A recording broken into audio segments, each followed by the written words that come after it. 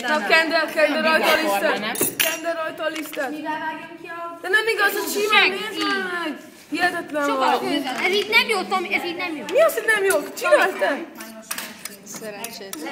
Mi a jószor csináltatok? Tomi, ez így nem jó. Jól van? Ő a legbénább tag a csoportban. Én a bőrök nem csinál semmit!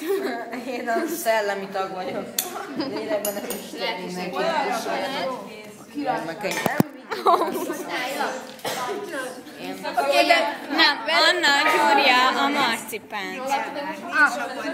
Vagy mi az nyújtja? Jól van.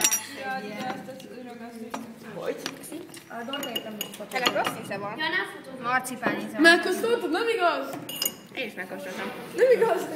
Biztos marcipán. Dolgozol is, nem? Azt de jó lesz ez. Egyszer elkészül. Ilyen lesz majd. Mendinek nem mutatjuk a fejét. Az